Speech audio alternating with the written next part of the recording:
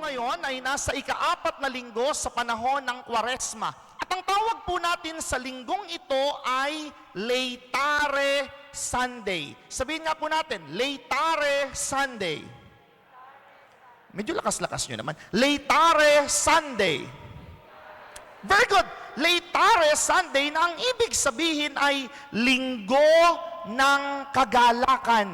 Kaya nga po mga kapatid ko, kung napansin po ninyo, kulay rosas ang altar ng ating simbahan.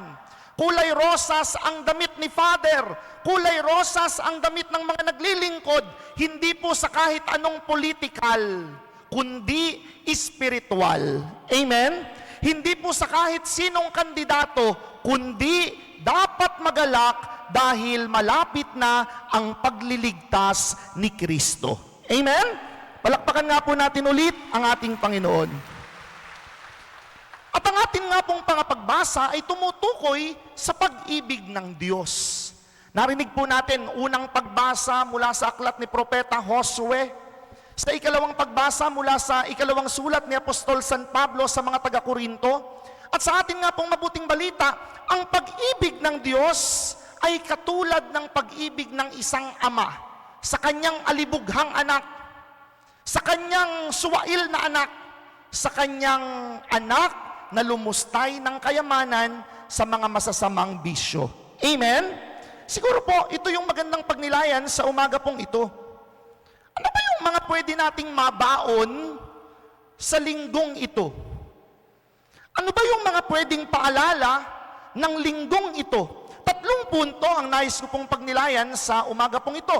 3 mga mahahalagang paalala ng Laetare Sunday.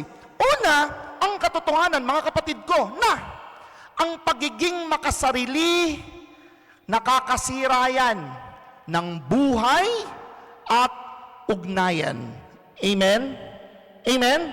The first point, brothers and sisters, is this: selfishness destroys life and relationship. Sabihin natin, selfishness destroys life and relationship. Very good. Totoo yun. Anong nangyari sa ating mabuting balita? Yung anak, selfish eh. Amen? Hiningi ba naman lahat? Ama, ibigay na po ninyo sa akin ang aking mana. It is as if this child, the man, cuts off everything with his father. Alam po ninyo mga kapatid ko, sa kultura po ng mga Hudyo, hindi mo pwedeng hingin ang mana mo kung buhay pa ang ama mo. Kaya po itong ginawa ng tauhan sa ating mabuting balita, no, for a Jew. Bakit? It is as if ipinagpapalagay niya, patay na ang tatay ko. Kaya kukunin ko na yung mga mana ko. Amen? And that is selfishness. You remember this. Kapag ka makasarili ka, sisirain yan ang buhay mo. Tandaan mo yun. Kapag ka ang iniisip mo lamang ang iyong sarili, yung mga kaibigan mo, iiwanan ka niyan. Bakit? Makasarili ka. Kapag ka ang sarili mo lang ang inuuna mo, yung pamilya mo, magsasawa sa iyo yan. Bakit? Makasarili ka. Hindi mo inisip yung nanay mo na nagpalaki sa iyo, ni piso hindi mo binibigyan. Bakit? Makasarili ka. Amen? Hindi mo inisip yung mga kaibigan mo na nagtaguyod sa iyo nung panahong lugmok na lugmok ka. Bakit? Makasarili ka. Amen? Because selfishness destroys life and relationship. You remember that? Alam po ninyo, kapag ka po may mga nagkukumpisal sa akin, sinusubok ko na ugatin ang the root cause of their sins. For Father, minura ko po ang nanay ko. Father, nilamangan ko po ang kaibigan ko. Father, sinaktan ko po ang asawa ko. Alam po ninyo, sometimes or at times, the root cause of sin is selfishness. Bakit mo binuray asawa mo? Kasi kala mo, hindi siya mahalaga. At ikaw lang ang mahalaga. Amen? Bakit mo sinaktan yung mga kaibigan mo? Kasi akala mo, hindi sila mahalaga. At ikaw lang ang mahalaga. Amen? Kasi nga selfish ka. You remember this, my dear friends. Take note of this. Sa gospel, yung mama, napakamakasarili.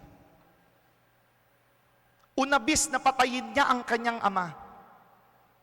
Unabis na lumayas siya sa kanyang pamamahay. Unabis na maging independent siya sa lahat-lahat ng mga ugnayan. Ano na pala niya? Selfishness destroys life and relationship. Isa pong paalala, kapatid, kung ngayon ang iniisip mo lang sarili mo, paano ko kikita, paano ko yayaman, paano ko magiging paano ko magiging masaya, paano ko makakaalis sa buhay na ito, hey, you are starting to destroy your life. Tandaan mo, sinabi ng mga kasabihan, no man is an island. Walang tao na kayang mag-isa. Laging siya'y nakaugnay sa iba't ibang mga ugnayan sa buhay niya. Amen? Amen? Selfishness destroys life and relationship. Palakpakan natin ang ating Panginoon. Ikalawa, hindi lang po selfishness. The second lesson that we can learn from the gospel is this: when at fault, be humble, ask for forgiveness. Sabihin natin, ask for forgiveness. Medyo lakas sa atin, ask for forgiveness. Very good. Anong sabi ng ating gospel? Nung napag-isip-isip niya ang mga bagay na ito, anong sabi niya sa sarili niya? Babalik ako sa Ama at sasabihin ko, Ama, ako po'y nagkasala sa Diyos at sa inyo. Hindi na nararapat na tawaging inyong anak. That's humility. And that's humility at its finest. You remember that? Kayo po, tanungin ko kayo, kapag ka nagkasala kayo, anong ginagawa ninyo? Sige nga, kayo ba, kailan kayo huling nanghingi ng sorry sa inyong asawa? Lalo yung mga babae. Di ba? Yung iba nga dyan sila na ang mali, sila pagalit Amen? Amen? Parang puro lalaki sumasagot. Pagka mali ang lalaki, tama ang babae, syempre, tama ang babae. Amen? Pag tama ang babae, tama ang lalaki, tama pa rin ang babae. Amen? Pero pag mali ang babae, tama ang lalaki, tama pa rin ang babae. Amen? Pag mali ang lalaki, mali ang babae, mali ang lalaki. Hindi talaga nagkakamali ang babae. Amen? But the thing is this, when was the last time you asked forgiveness? Di ba yung minsan po, nalilimutan na lang natin, nag-away tayo ngayon, hindi na napag-usapan, tapos bukas okay na. Nag-sorry? Hindi. The thing is this, kapag tayo'y nagkasala, magpakumbaba. Hindi po nakakabawas ng kayamanan ang pagpapakumbaba. Hindi po nakakabawas ng pagkatao ang panghihingi ng pasensya. Hindi po nakakabawas ng pagtingin ang pagpapakumbaba. No! It escalates. It increases. Tandaan ninyo mga kapatid ko, ang lahat ng nagpapakumbaba, itinataas ng Panginoon. Amen? Mas masarap po ang buhay na walang kaaway. Mas masarap po ang buhay na lahat kaibigan. Mas masarap po tumira sa tahanan na nagmamahalan, nagpapatawaran. Amen? Tandaan ninyo yun. Kaya po yun yung gospel natin eh. The gospel is all about forgiveness.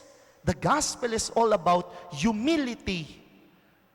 Nagpapakumbaba ka dahil alam mo na nagkamali ka. Hindi ka na nakakipagmataasan, hindi ka na nagpapalakasan ng boses, hindi ka na nangangatwiran. Ang mali ay mali, dapat ihingi ng tawad sa ibang mga pinagkamalian. Amen? Amen? Palakpakan natin ang ating Panginoon. Ikatlo. Ano po ulit yung una? Selfishness destroys life and relationship. Very good. Ikalawa, when at fault, be humble and ask for forgiveness. At ikatlo, pinakamahalaga, mercy forgives no boundaries. Sabihin natin, mercy forgives no boundaries. Totoo yun. Mga kapatid, ito po yung gospel. Ang gospel, pagpapatawad. Ang gospel, pag-ibig. Pag-ibig na walang kondisyon. Pag-ibig na walang pasubali. Pag-ibig na walang kahulilip. That is the gospel. Tandaan po ninyo yun. Alam po ninyo sa kultura ng mga Hudyo, bakit nagtatakbo yung ama para yakapin ang kanyang anak? Kasi po sa kultura ng mga Hudyo, sabi ko sa inyo kanina, no yung ginawa ng anak. Parang pinatay na niya yung kanyang ama. Kaya nga, noong pabalik na siya, pwede siyang patayin ng mga tao. Pwede siyang batuhin ng mga tao. Kaya nung natanawan ng ama yung kanyang anak, patakbo, niyakap niya ang kanyang anak. Alalaong bagay sinasabi, huwag ninyong saktan ang aking anak, akin siya. Huwag ninyong saktan ang aking anak, ako ang bahala sa kanya. That's mercy. That's forgiveness.